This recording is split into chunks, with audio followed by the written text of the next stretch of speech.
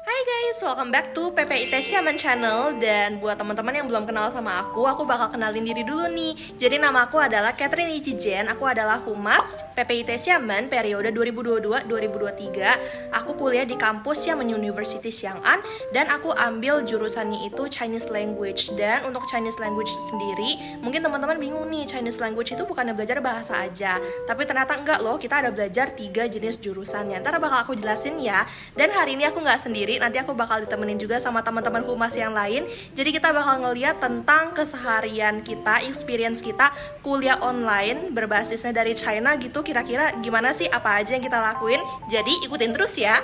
Hai guys, kenalan sama aku yuk. Aku biasa dipanggil Catherine, sekarang 19 tahun dan November ini OTW 20. Aku kuliah di Xiamen University Tiongkok dan yap, sekarang aku masih online dari Indonesia tapi nggak lama lagi udah bisa offline nih. Aku kuliah pakai bahasa pengantar Mandarin dan materi hari ini lagi bahas tentang insurance pemesanan barang dalam perdagangan internasional.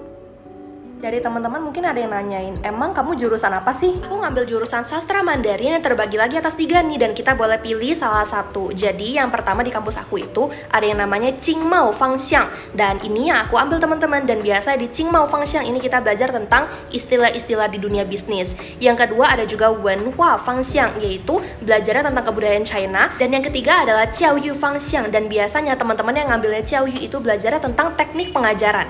Selama online 2 tahunan ini, akhirnya China sekarang udah buka border nih, dan kita udah mulai apply yang namanya surat balik. Karena aku termasuk Laosheng, yaitu mahasiswa lama, jadi perlu namanya surat balik. Setelah nanti apply visa, ada yang baliknya di November ini ataupun di Januari 2023 mendatang. Karena masa-masa online kita sebentar lagi nih, semangat yuk untuk nantinya kita bisa offline. Aslinya humas periode ini itu sebenarnya ada 6 orang guys dari masing-masing kampus di Xiamen.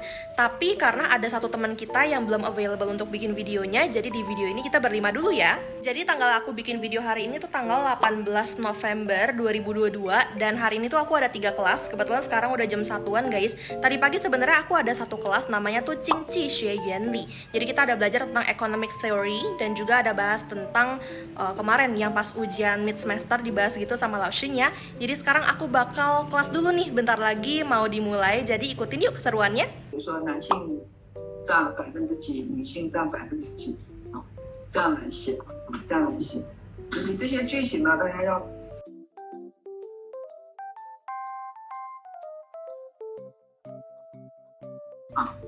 那么像这个96这个县政府县政府呢让水厂这个进入、跨入、跨境都可以那么像这个有22%的从业人员跨入了中等收入行列。Hai guys, jadi aku baru selesai kelasnya Kau Laoshi yang barusan, Anli Yuetu, dan sekarang udah jam 15.23, maaf kebalik.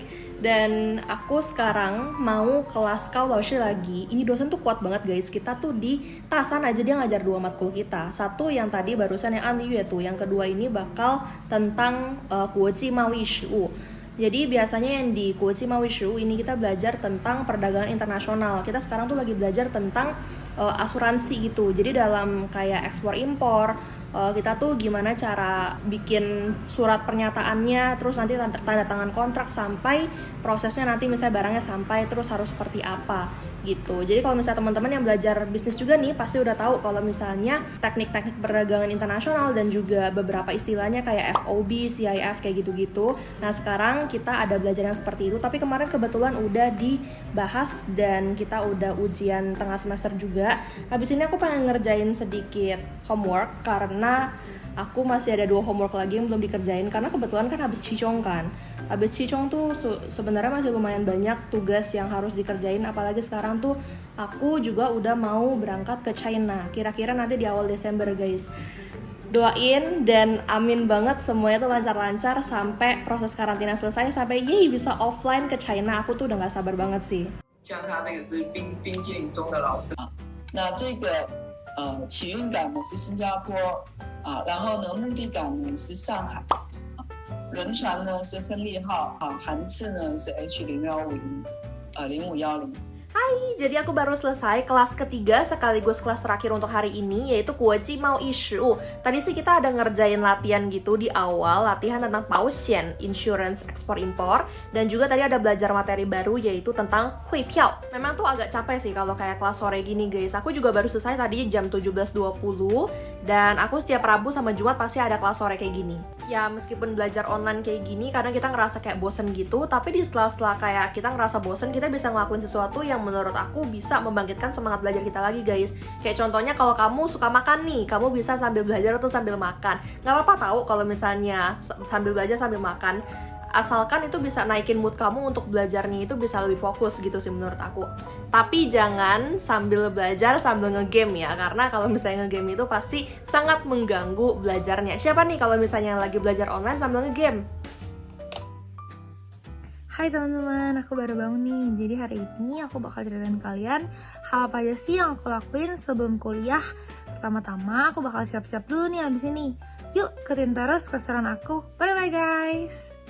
Hai guys, jadi sekarang aku baru selesai siap-siap dan aku mau lanjut kelas dulu nih. Jadi hari ini aku punya satu kelas yaitu Chunghakha di jam 7 nanti. Buat yang nanya, Chunghakha itu apa sih? Chunghakha itu kelas komprehensif di mana kita belajar grammar, kosakata, bacaan, dan masih banyak lagi. Yang belum kenal aku, kenalin nama aku Giovanni dari Hualien Xueyan. Yuk intip keseruan kelas aku.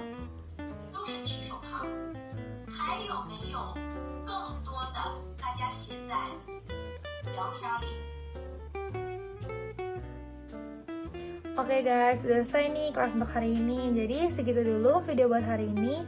Aku melanjutin aktivitas-aktivitas aku yang lainnya. See you guys, bye-bye. Hai teman-teman semua, perkenalkan nama saya Selin, saya dari Huachuan University dan sudah tahun ketiga. Sekarang saya lagi ada kelas yang namanya Xinxi Jishu. Apa sih kelas Xinxi Jishu itu? Di kelas ini kita belajar tentang komputer, di mana kita ada belajar tentang Microsoft, Windows, ataupun perangkat yang lainnya yang berhubungan dengan komputer. Yang pastinya dalam bahasa Mandarin ya semuanya. Sini kita lihat gimana sih caranya guru menjelaskan.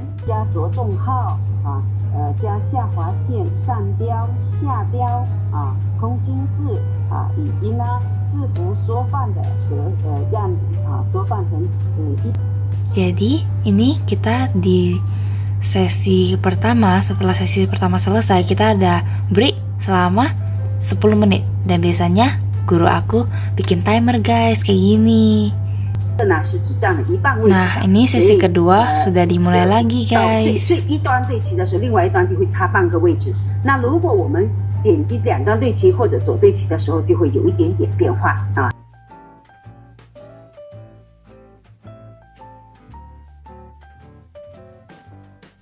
Jadi gitu dulu ya perkenalan dari saya. Terima kasih dan bye-bye semuanya.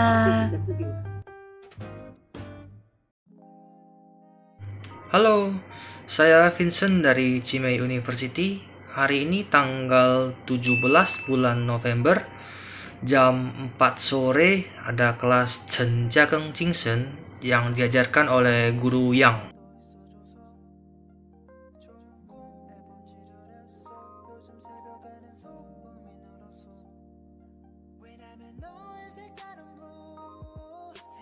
Xinshi 的学校啊，像之前我们说到的那个替斋学塾，那个是旧式的啊，是旧式的。新式的学校呢，就是集美小学校。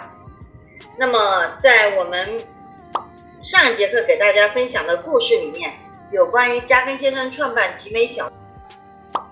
做的都是当今的技术手术，也想这个我仔细学出去，否则又何必说这么多？佛陀要翻修，如此梦幻的事，我们肯定义不容辞嘛。Oke, sekarang lagi istirahat sampai jam 16.48.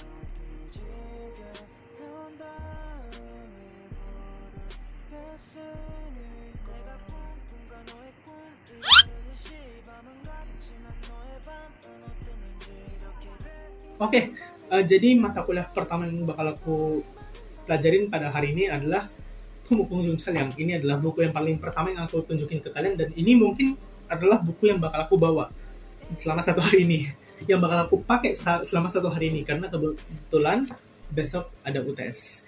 Dan karena besok ada UTS, dan hari ini sebenarnya kita lebih banyak reviewnya, aku juga ada bikin rangkuman aku sendiri. Jadi kayak, ya, ini rangkuman juga cukup kecil, aku bikinnya nggak terlalu niat banget. Karena cukup gampang konsepnya untuk dipahami.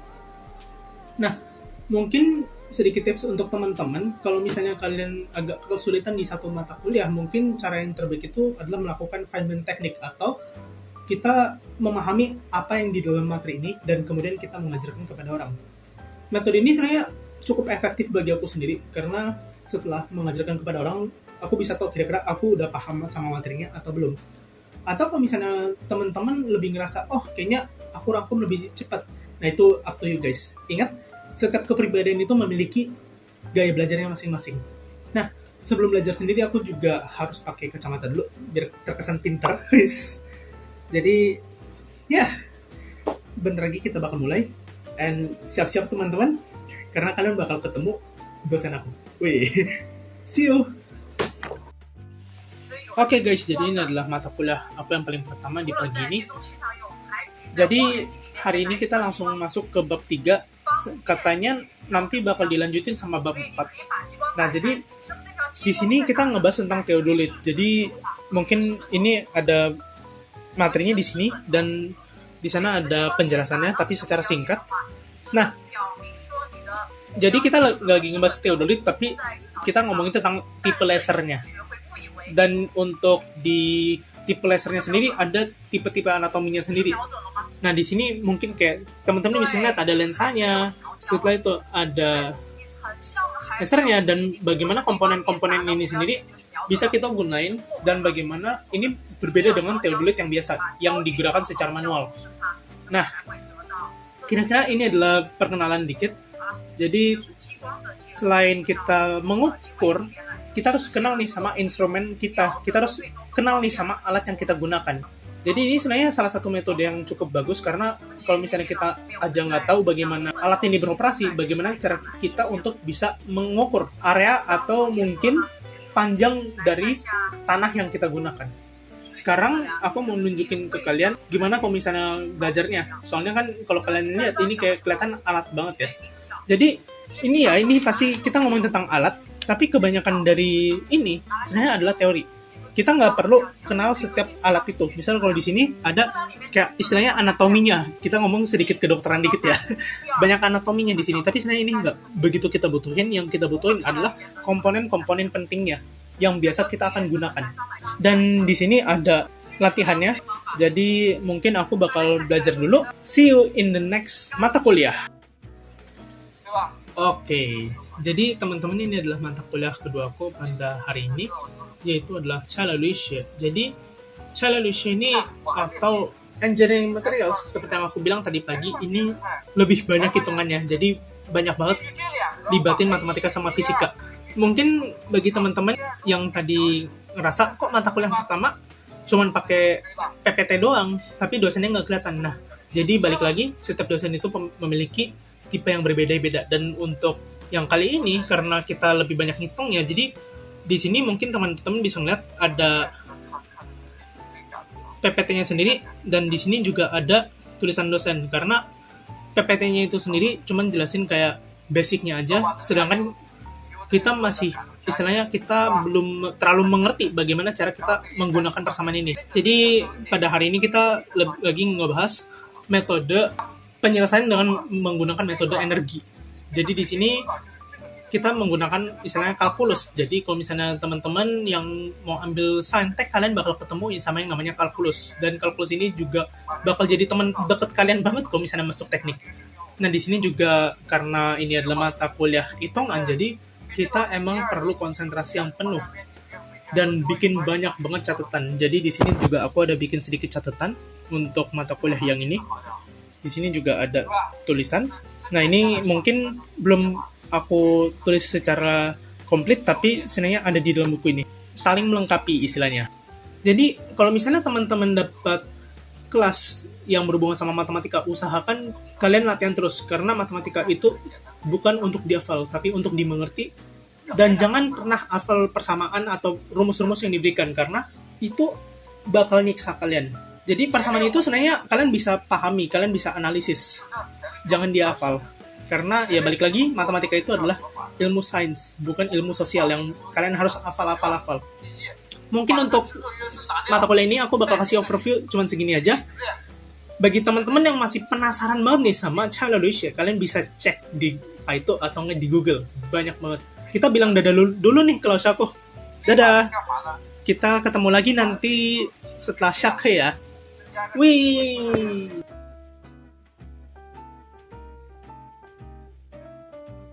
Jadi ini adalah mata kuliah ketiga aku pada hari ini. Namanya itu adalah atau biasa kita sebut sebagai Civil Engineering Materials dalam bahasa Inggris. Nah, singkatnya, kelas ini itu kita ngebahas tentang bahan-bahan konstruksi yang biasa kita gunain di dalam teknik sipil. Bagaimana sifatnya, bagaimana dia bereaksinya. Dan pada hari ini langsung aku mulai dengan bab baru, yaitu kita ngebahas tentang kayu. Nah, jadi sebelum aku mulai kelas ini, biasa aku juga review-review, karena kelas ini juga kebanyakan teori, jadi banyak banget hal-hal yang seharusnya kita paham dulu.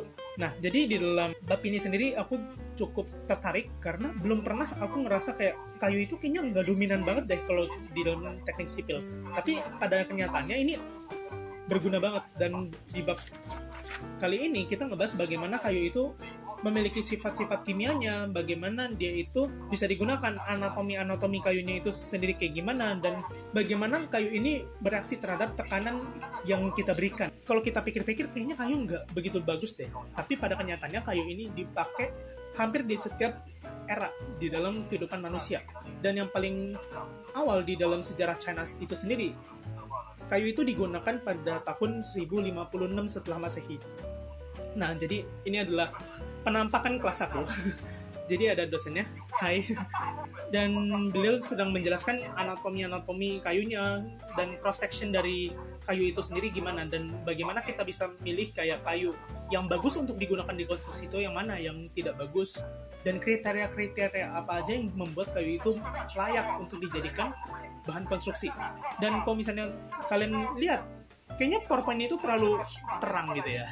Jadi kalau di dalam kelas ini aku biasa menjelaskan dengan format kayak gini. Jadi PowerPoint-nya itu di share screen lewat proyektor, dan kalau misalnya ada info-info penting yang kemungkinan belum tertulis di PowerPoint, aku akan tulis di papan tulis.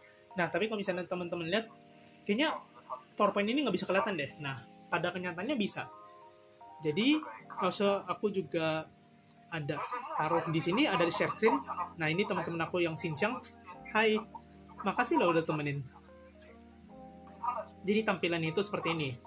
Kalau kalian lihat, jadi kita lagi membahas sifat fisik dari kayu itu sendiri, di mana dia itu ada massa jenis kira-kira 1,5 sampai 1,56 gram per cm kubik. Sangat fisika ya ternyata. Sekarang aku ada di Perpustakaan Nasional.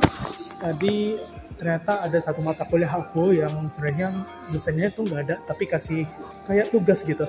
Jadi daripada aku ngerjain di rumah, lebih baik kayaknya langsung kerjain di perpustakaan aja. Selain itu aku juga mau review materi, jadi aku bawa buku aku. Ya let's go lah. Bye-bye.